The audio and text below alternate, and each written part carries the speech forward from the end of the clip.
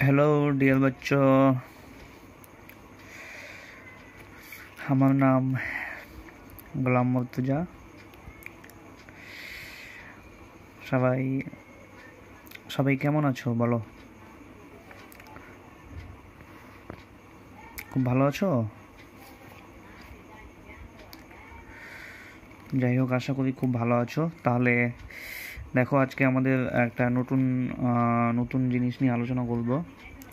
সেটা হচ্ছে আমাদের আগের দিন অভ্যন্তরীণ পূর্ণ প্রতিফলন নিয়ে আমরা অনেকটা আলোচনা করেছিলাম।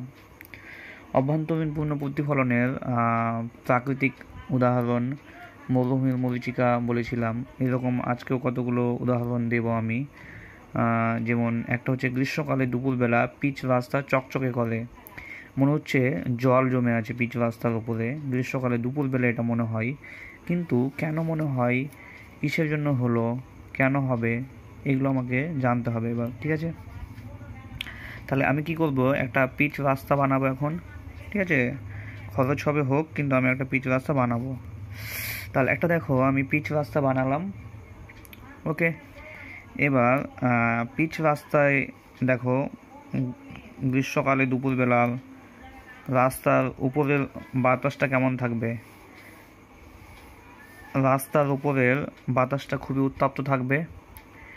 আস্তে আস্তে তুমি যত উপরে উঠবে তত কী হবে, ঠান্ডা হবে, বাতাস ঠান্ডা হবে, বায়ু ঠান্ডা হবে। ফলে নিচের দিকে বাতাসের ঘনত্ব কি কম, উপরের দিকে ঘনত্ব বেশি। উষ্ণতা কম উপরের দিকে, ফলে উষ্ণতা ঘনত্ব উপরের দিকে বেশি। ঠিক আছে, তাহলে নিচের মাধ্যমটা অপেক্ষাকৃত, নিচের মাধ্যমগুলো লঘু আর উপরের মাধ্যমগুলো অপেক্ষাকৃত ঘন। এবার চলে আসো, আমি এই বায়ু স্তরটাকে কতগুলো স্তরে ভাগ করে নিলাম। ঠিক আছে, কতগুলো স্তরে ভাগ করে নিলাম। ওকে, এবার এবার কি হচ্ছে দেখো তো। এবার আলোক রশ্মি উপর থেকে, মানে উপরে কি মাধ্যম বললাম, উপরের মাধ্যমগুলো হচ্ছে তোমার লঘু মাধ্যম। লঘু বলতে উপরের মাধ্যমগুলো হচ্ছে তোমার উপরে ঠান্ডা, তার জন্য উপরে ঘন মাধ্যম। আর নিচের দিকের মাধ্যমগুলো হচ্ছে তোমার লঘু, মানে এটার সাপেক্ষে এটা ঘন, এটার সাপেক্ষে এটা ঘন, এটার সাপেক্ষে এটা ঘন, এটার সাপেক্ষে এটা ঘন, এটার সাপেক্ষে এটা ঘন। ওকে, এখন আলোক রশ্মি ধরো আমার আসছে, সূর্য থেকে আলোক রশ্মি আসছে, এসে সাপোজ ধরো আলোক রশ্মি এসে তোমার ঘন থেকে লঘুতে আসছে, ঘন থেকে লঘুতে আসছে। ফলে কি হবে, প্রতিসৃত রশ্মি অভিলম্ব থেকে দূরে সরবে। ফলে দেখতে পাচ্ছ আপতন কোণটা কি হবে, আবার ঘন থেকে লঘুতে গেলে কি হবে, আপতন কোণটা দেখতে পাচ্ছ বাড়তে থাকছে। আপতন কোণ দেখো আগে এতটা ছিল, আস্তে আস্তে বাড়ছে। তাহলে আপতন কোণ বাড়তে বাড়তে এমন হবে যে কোনো একটা আলোক রশ্মি যখন এমন কোণে আপতিত হবে যাতে দুই মাধ্যমের বিভেদ তল অপেক্ষা দুই মাধ্যমের বিভেদ তলের সংকট কোণ অপেক্ষা বেশি কোণে যখনই আপতিত হবে, তখনই কি হবে, আলোক রশ্মিটা আবার কি হবে বলো তো, সম্পূর্ণভাবে প্রতিফলিত হয়ে কি হবে, আবার তোমার ঘন মাধ্যমে ফিরে যাবে। এবার ঘন মাধ্যমে গেলে কি হবে, লঘু থেকে ঘনতে গেলে অভিলম্বের দিকে বাঁকবে, তারপরে অভিলম্বের দিকে বাঁকতে বাঁকতে কি হবে, কোনো একটা দর্শক আছে, তাহলে ওই দর্শকের চোখে গিয়ে পৌঁছাচ্ছে। ফলে এখানে দর্শকটা আছে, তাহলে ওই দর্শক কি করবে বলো তো, ওই দর্শক দেখবে যেখান থেকে আলোর অভ্যন্তরীণ পূর্ণ প্রতিফলন হচ্ছে ওই অংশটাকে কেমন দেখবে, ওই অংশটাকে চকচক দেখবে। এবার অসংখ্য আলোক রশ্মিগুচ্ছ এসে পিচ রাস্তার উপর থেকে বা উপরের বায়ুস্তর থেকে, পিচ রাস্তার উপরের বায়ুস্তর থেকে বা পিচ রাস্তা থেকে অভ্যন্তরীণ পূর্ণ প্রতিফলন ঘটাবে। ফলে কি হবে, ওই অংশটা, পিচ রাস্তার উপরের অংশটা বা পিচ রাস্তাটাকে আমরা খুবই চকচকে দেখব। ঠিক আছে, কারণ আমরা জানি যে তল থেকে অভ্যন্তরীণ পূর্ণ প্রতিফলন ঘটবে সেই তলটাকে আমরা চকচকে দেখব। তাহলে এভাবেই তোমার গ্রীষ্মকালে দুপুরবেলায় পিচ রাস্তা চকচক করে। তাহলে এটা একটু দেখে নিচ্ছ, এবার চলে আসবো আমরা শীত প্রধান দেশের মরীচিকা বলে একটা পড়ব, ঠিক আছে। এই শীত প্রধান দেশের মরীচিকাটা কেমন,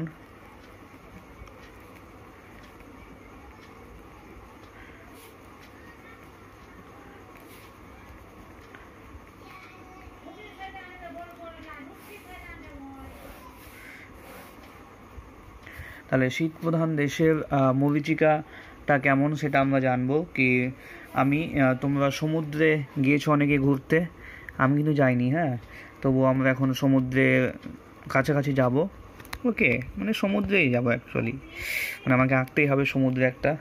তাহলে আমি একটা বিশাল সমুদ্র এঁকে দিচ্ছি, সমুদ্র আঁকলাম। এখানে একটা জেটি আছে, মানে যেখান থেকে নৌকাগুলো ছাড়ছে। এবার জেটির উপরে আমি দাঁড়িয়ে আছি, ঠিক আছে, বা জেটির উপরে কোনো একটা দর্শক দাঁড়িয়ে আছে, ওকে, জেটির উপরে কোনো একটা দর্শক দাঁড়িয়ে আছে বা কোনো একজন ব্যক্তি দাঁড়িয়ে আছে। তাহলে এবার এখান থেকে একটা নৌকো, এই জেটির এখান থেকে একটা নৌকো, জেটির এখান থেকে একটা নৌকো ছেড়ে চলে যাচ্ছে, ঠিক আছে। যেতে যেতে অনেক দূর যখন চলে গেল, মানে তীর থেকে, সমুদ্র তীর থেকে বা জেটি থেকে যখন নৌকাটা ছেড়ে অনেক দূর চলে গেল, তখন এখানে অবস্থিত দর্শকটা অবাক হয়ে দেখছে কি নৌকাটা জলে আরও দেখতে পাচ্ছে না, দেখছে আকাশে উল্টোভাবে ভেসে ভেসে যাচ্ছে। একটা অবাস্তব অকাল্পনিক ব্যাপার মনে হচ্ছে। তাহলে এখানে আমাকে একটা নৌকো আঁকি,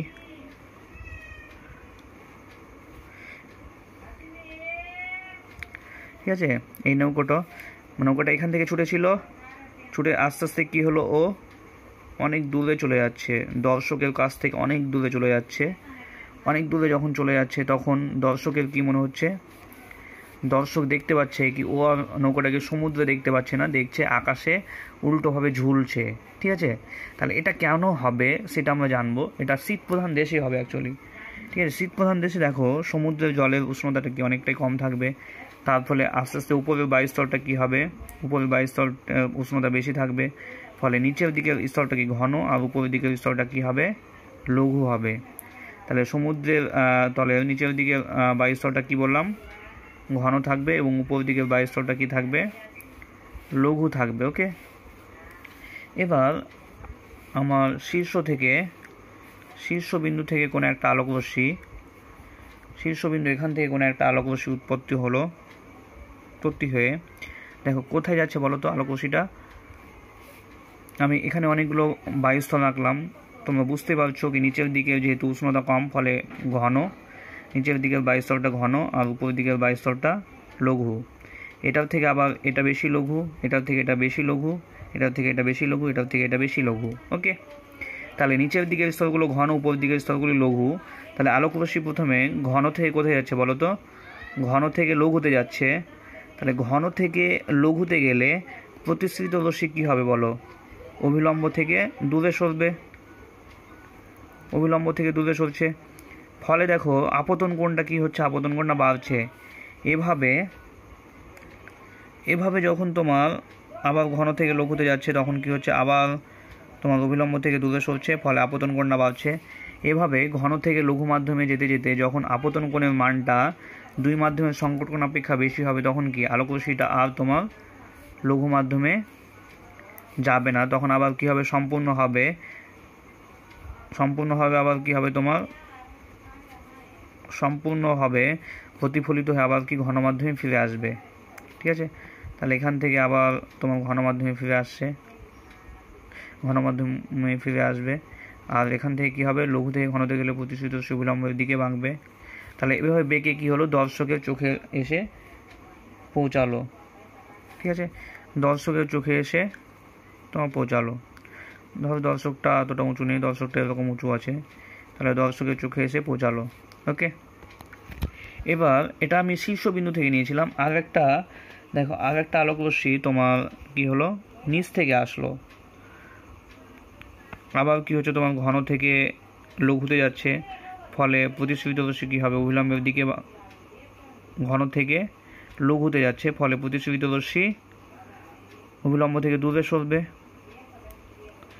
আবার কি হবে, রশ্মিটা ঘন থেকে লঘুতে যাবে, ফলে কি হবে, প্রতিসৃত রশ্মি অভিলম্ব থেকে দূরে সরবে। এভাবে আবার ঘন থেকে লঘুতে যাবে, ফলে প্রতিসরিত রশ্মিটা অভিলম্ব থেকে দূরে সরবে। এভাবে কী হবে দেখো তো, এভাবে দেখো আপতন কোণের মানটা কী হচ্ছে, আস্তে আস্তে বাড়ছে না, এই আপতন কোণটা আস্তে আস্তে বাড়ছে। তাহলে আপতন কোণ বাড়তে বাড়তে যখন আপতন কোণের মানটা দুই মাধ্যমের সংকট কোণ অপেক্ষা বেশি হবে, তখন রশ্মিটা আর লঘু মাধ্যমে যাবে না, তখন কী হবে, সম্পূর্ণভাবে প্রতিফলিত হয়ে আবার কী হবে, ঘন মাধ্যমে ফিরে আসবে। তাহলে ঘন মাধ্যমে যদি ফিরে আসে তাহলে কি হবে, এবার আলোক রশ্মিটা কী থেকে কোথায় যাবে, লঘু থেকে ঘনতে যাবে, ফলে অভিলম্বের দিকে বাঁকবে। তাহলে অভিলম্বের দিকে বেঁকে আবার তোমার দর্শকের চোখে এসে পৌঁছাবে। ফলে দেখো এখন দর্শকের কি মনে হবে বলো তো, দর্শক আলোক রশ্মিটা দেখো এখান থেকে বেঁকে গেছে, ফলে দর্শকের চোখ তো আর বাঁকা পথ, আলোক রশ্মির বাঁকা পথ অনুসরণ করতে পারবে না। ফলে দর্শক মনে হবে কি, এটা যদি এস হয়, এটা যদি S1 হয়, তাহলে এস বিন্দুটাকে কোথায় দেখবে, একদম সোজাভাবে ও এস বিন্দুটাকে এইগুলোতে দেখবে। ওকে, তাহলে এস বিন্দুটা তৈরি হচ্ছে এইগুলোতে, আর S1 বিন্দুটা দেখো, S1 বিন্দুটা তৈরি হবে এখান থেকে সোজা দেখবে দর্শক, তাহলে S1 বিন্দুটা তোমার এগুলোতে কোথাও তৈরি হবে। ওকে, বা এগুলোতে কোথাও তৈরি হবে। ফলে এখানে একটা আমাকে উল্টানো নৌকা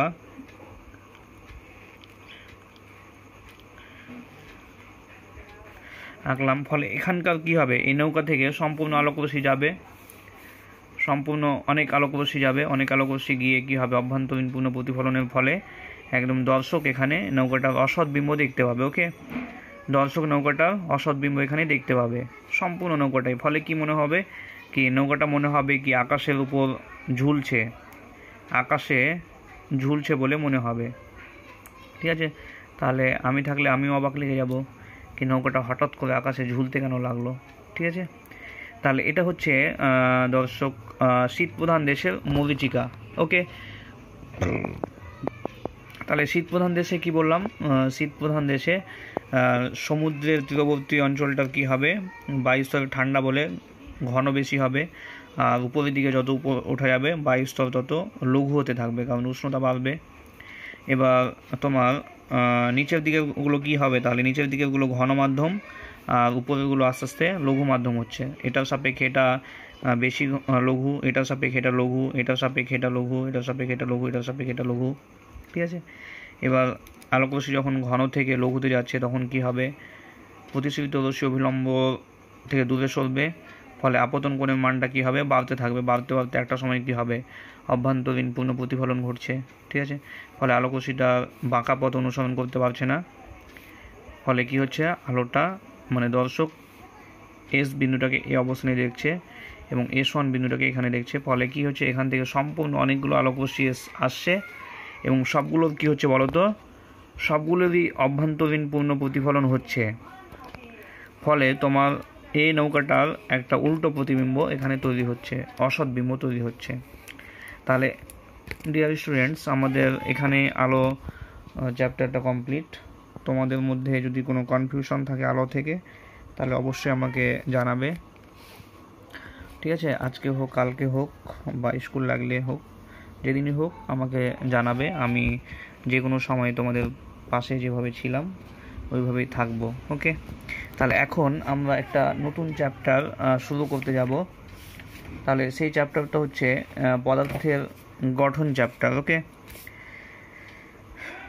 পদার্থের গঠন চ্যাপ্টার। এরপরে একটা চ্যাপ্টার ছিল স্টুডেন্টস, তাহলে ওই চ্যাপ্টারটা আমি পরে করাবো। যদি তোমাদের অন্য স্যার করাই তাহলে করাবে, না হলে আমি যদি করাই তাহলে পরে করাবো। পদার্থের প্রকৃতি বলে একটা চ্যাপ্টার আছে। তাহলে আজকে আমরা যেটা শুরু করব সেটা হচ্ছে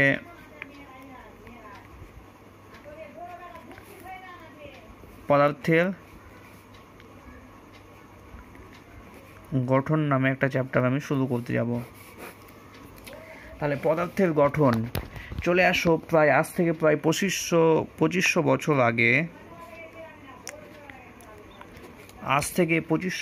আগে। প্রাচীন গ্রিসের দার্শনিক লিউসিপাস ও তার ছাত্র ডিমোক্রিটাস বলেছিল যে পদার্থ অসংখ্য ক্ষুদ্র ক্ষুদ্র কণা দিয়ে তৈরি, অর্থাৎ কোনো বস্তুকে ভাঙতে থাকলে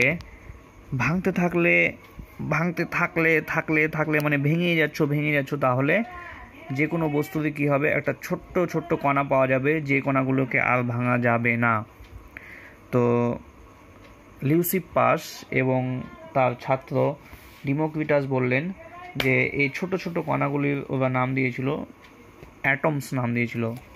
মানে কোনো বস্তুকে ভাঙতে যে সূক্ষ্ম কণা পাওয়া যাচ্ছে, সেই সূক্ষ্ম কণাগুলোর নাম দিল অ্যাটমস।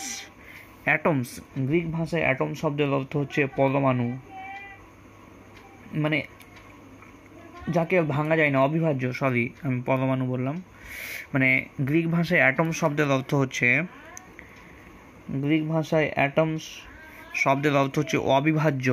অবিভাজ্য মানে যাকে ভাঙা যায় না। বাংলায় এই অ্যাটমস থেকে পরমাণু কথাটি এসছে। ওকে, তাহলে বাংলায় কি এসছে, এই অ্যাটমস শব্দটি থেকে পরমাণু কথাটি এসছে। তাহলে অ্যাটম শব্দের অর্থ কি বললাম, অবিভাজ্য মানে যাকে আর ভাঙা যায় না। তবে মনে রাখবে, শুধু গ্রিক দার্শনিক লিউসিপাস বা তার ছাত্র ডিমোক্রিটাস এটাই বলেছিল কি তোমার যে কোনো বস্তুকে ভাঙতে থাকলে একটি ছোট্ট কণা পাওয়া যাবে যেটাকে আর ভাঙা যাবে না, মানে অবিভাজ্য। সেম তার সমসাময়িক তোমার ভারতীয় দার্শনিক কর্ণাদয় এটা বলেছিল কি পদার্থ ছোট ছোট কণা দিয়ে তৈরি, ঠিক আছে, কিন্তু পরমাণুর যে অস্তিত্ব আছে সেটা বলতে পারেনি। তবে 1660 খ্রিস্টাব্দের কাছাকাছি বিজ্ঞানী আইজ্যাক নিউটন ও রবার্ট বয়েল কল্পনা করলেন পদার্থ অতি ক্ষুদ্র কণার সমষ্টি, ঠিক আছে। তারও কয়েকশো বছর পরে, প্রায় 200 বছর পরে, 150 বছর পরে তোমার বিজ্ঞানী জর্জ ডাল্টন, নাম শুনেছ অনেকে, বিজ্ঞানী জন ডাল্টন তার বিখ্যাত পরমাণুবাদ বা অ্যাটমিক থিওরি প্রকাশ করলেন। তাহলে কি প্রকাশ করলেন? ডাল্টন তার পরমাণুবাদ প্রকাশ করলেন, ঠিক আছে। তাহলে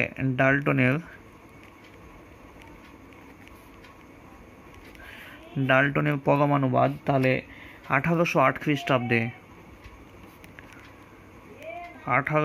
খ্রিস্টাব্দে বিজ্ঞানী ডাল্টন তার বিখ্যাত পরমাণুবাদ প্রকাশ করলেন। এই পরমাণুবাদ অনুসারে তিনি কি বললেন, কি প্রত্যেক মৌলেরই ক্ষুদ্রতম অবিভাজ্য কণা হলো পরমাণু। কি বলল? প্রত্যেক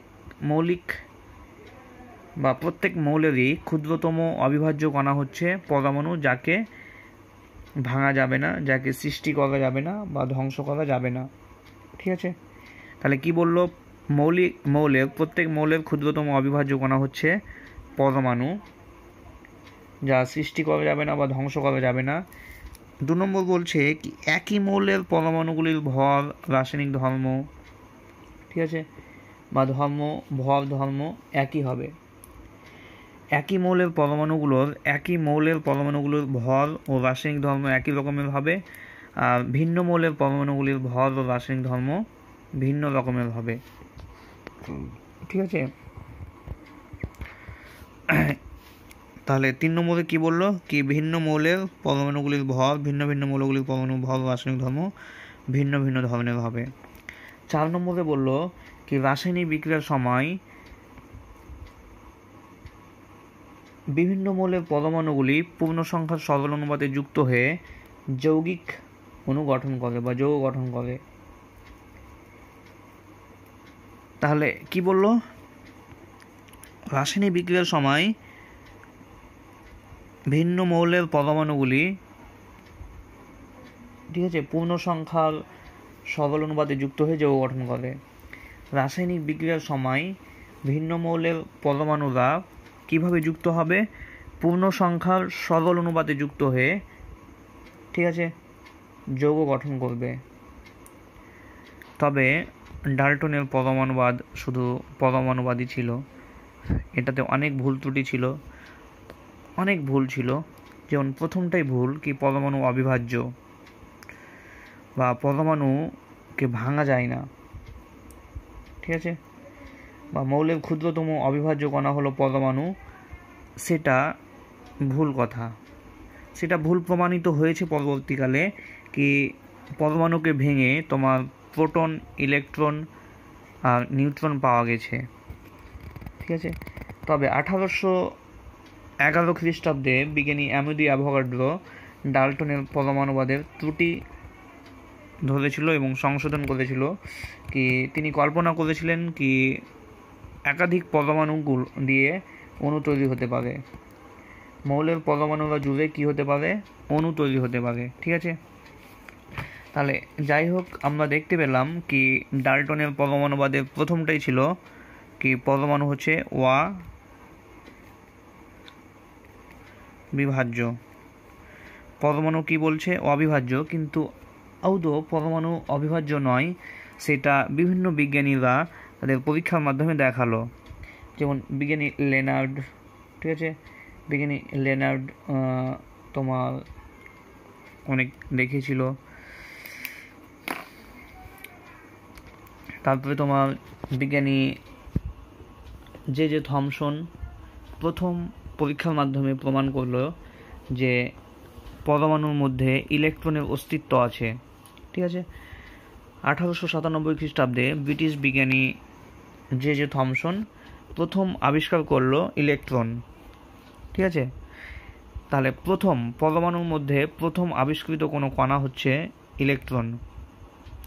সেই সময় জে থমসন ইলেকট্রন আবিষ্কার করে ও নাম জে থমসন ইলেকট্রন আবিষ্কার করেছিল, কিন্তু ইলেকট্রন নামকরণ করেছিল জর্জ স্টোনি। কে নাম করেছিল? আমেরিকান বিজ্ঞানী জর্জ স্টোনি। এবং তাহলে ইলেকট্রন আবিষ্কার কে করে? J Thomson. নামকরণ কে করে? George stony. তাহলে ইলেকট্রন আমি ফার্স্টে বললাম প্রথম আবিষ্কৃত পরমাণুর প্রথম আবিষ্কৃত কণা হচ্ছে ইলেকট্রন। আবিষ্কারকে জে থমসন। ওকে, নামকরণ কে করেছিল? এটা হচ্ছে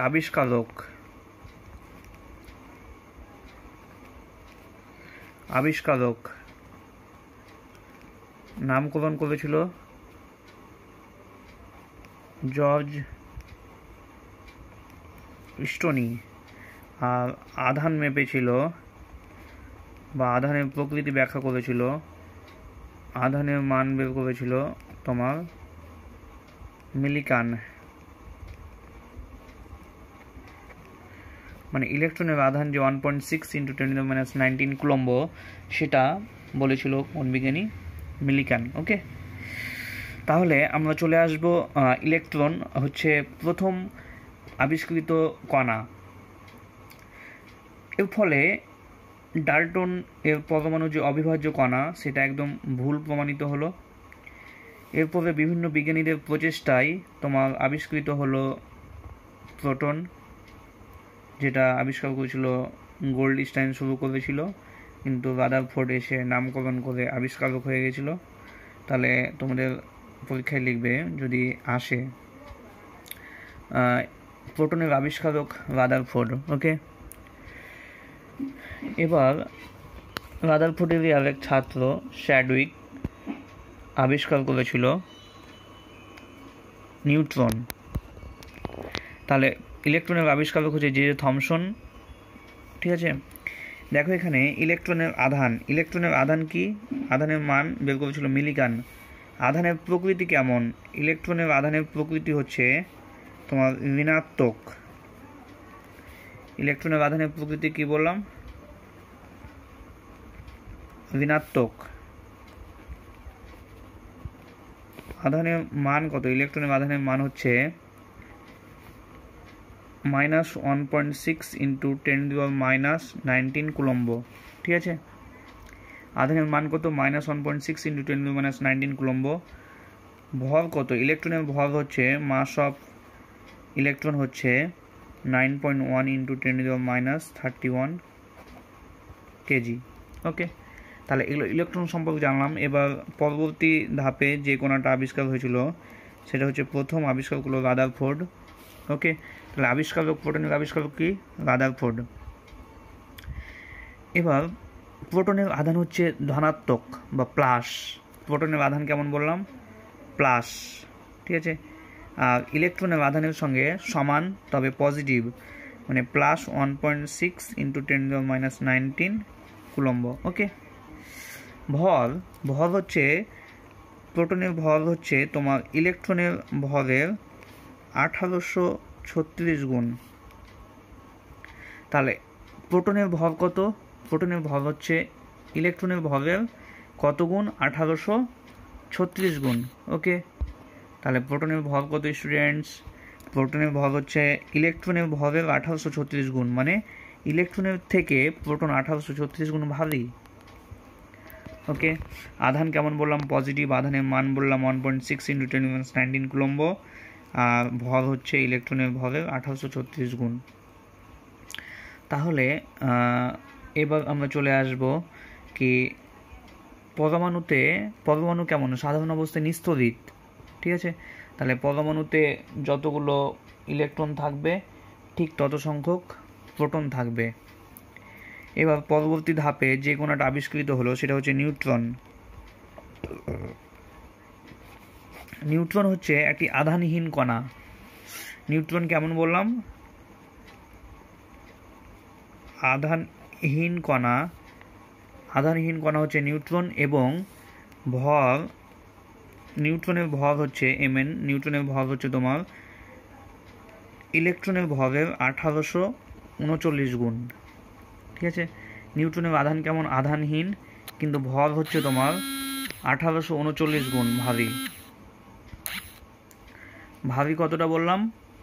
আধানহীন কণা, কিন্তু ভরটা হচ্ছে তোমার ইলেকট্রনের ভরের 1839 গুণ। তাহলে বলো তো কোন কণাটা সব থেকে তাহলে ভারী ইলেকট্রন, প্রোটন, নিউট্রনের মধ্যে, বা পরমাণু যে তিনটা মৌলিক কণা ইলেকট্রন, প্রোটন, নিউট্রন, এই তিনটার মধ্যে কোনটা বেশি ভারী? তাহলে সব থেকে ভারী হচ্ছে তোমার নিউট্রন। দেখো, কারণ ইলেকট্রনের থেকে 1839 গুণ, প্রোটন হচ্ছে ইলেকট্রনের থেকে 1836 গুণ। তাহলে সব থেকে ভারী নিউট্রন, তার থেকে সামান্য হালকা হচ্ছে প্রোটন, আর সব থেকে হালকা হচ্ছে ইলেকট্রন। যেটা প্রোটন আর নিউট্রনের সাপেক্ষে ইলেকট্রনের ভর নেই বললেই চলে, ঠিক আছে। তবে আছে, সামান্য আছে, 9.1 × 10⁻31 কেজি দেখতে পাচ্ছ। তাহলে নিউট্রনকে আবিষ্কার করলো স্যাডউইক। ওকে। তাহলে যখন তোমার ইলেকট্রন, প্রোটন, নিউট্রন আবিষ্কার হয়ে গেল, তখন বিজ্ঞানী রাদারফোর্ড তার বিখ্যাত আলফা কণা বিক্ষেপণ পরীক্ষার মাধ্যমে রাদারফোর্ড একটা পরমাণু মডেল দিয়েছিল, যেটা রাদারফোর্ডের পরমাণু মডেল নামে খ্যাত, ঠিক আছে। তাহলে কি বললাম?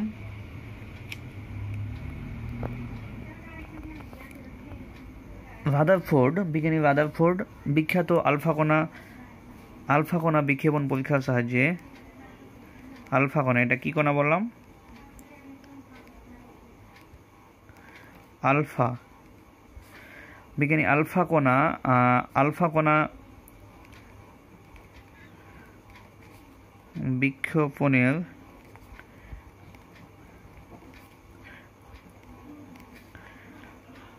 পরীক্ষার সাহায্যে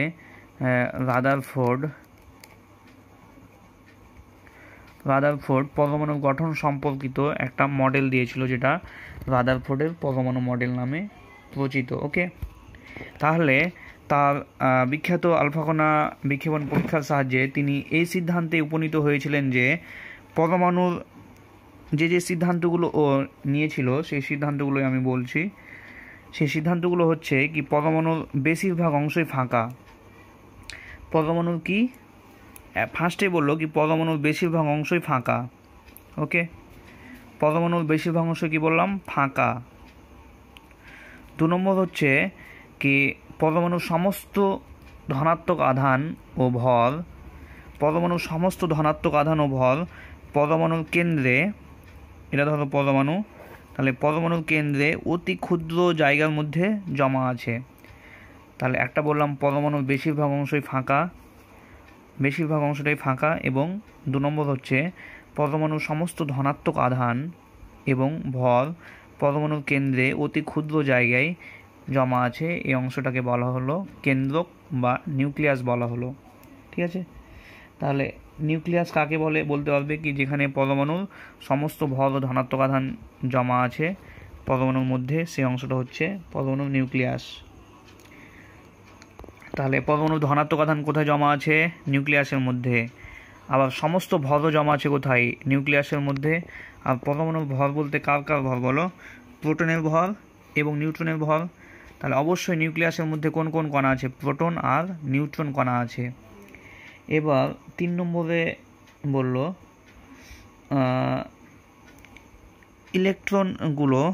ইলেকট্রনগুলো নিউক্লিয়াসের চারদিকে বিভিন্ন কক্ষপথে আবর্তন করছে।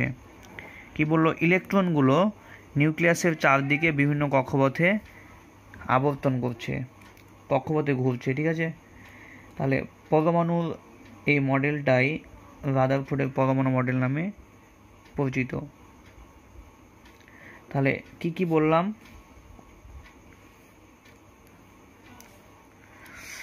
বললাম পরমাণুর বেশিরভাগ অংশই ফাঁকা। 2 নম্বর বললাম পরমাণুর সমস্ত ভর পরমাণুর কেন্দ্রে অতি ক্ষুদ্র অংশে জমা আছে।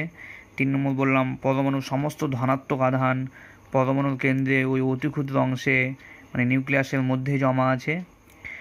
আর পরমাণুর চারপাশের বিভিন্ন কক্ষপথগুলোতে ইলেকট্রনগুলো পরিভ্রমণ করছে। ওকে, তাহলে আমরা এখান থেকে দেখতে পাচ্ছি কি পরমাণুর দুটো অংশ, একটা কি পরমাণু নিউক্লিয়াস, আর নিউক্লিয়াসের চারদিকে অবস্থিত বিভিন্ন ইলেকট্রন মহল। ঠিক আছে, তাহলে পরমাণুর দুটো অংশ, একটা কি নিউক্লিয়াস, আর নিউক্লিয়াসের চারদিকে অবস্থিত ইলেকট্রন মহল দেখতে পাচ্ছ। তাহলে নিউক্লিয়াসে কোন কোন কণা থাকে? তাহলে পরমাণুর মধ্যে কটা কণা থাকে? পরমাণুর মধ্যে 3টা কণা থাকে, ইলেকট্রন, প্রোটন, নিউট্রন। ওকে, এবার নিউক্লিয়াসের মধ্যে কটা কণা থাকছে? নিউক্লিয়াসের মধ্যে থাকছে দুটো, সেটা হচ্ছে প্রোটন আর নিউট্রন কণা। কি কি? প্রোটন আর নিউট্রন কণা হচ্ছে নিউক্লিয়াসের মধ্যে। নিউট্রনের আধান কেমন? নিস্তরিত, মানে আধানহীন। আর প্রোটনের ধনাত্মক, তার জন্য নিউক্লিয়াসের আধান হবে ধনাত্মক, মানে প্লাস হবে। তাহলে নিউক্লিয়াস হচ্ছে প্লাস। আর ইলেকট্রনগুলো কোথায় থাকছে? ইলেকট্রনগুলো থাকছে নিউক্লিয়াসের চারদিকে বিভিন্ন কক্ষপথে। তাহলে কি পরমাণুর মধ্যে 3টা কণাই পাওয়া যায় বা আছে? না, আরও পরবর্তীকালে অনেকগুলো কণা আবিষ্কার করেছে, তাহলে যেগুলো আমরা পরে জানবো।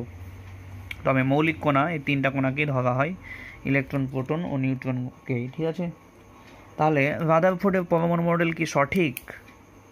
না, রাদারফোর্ডের পরমাণু মডেলও সঠিক না।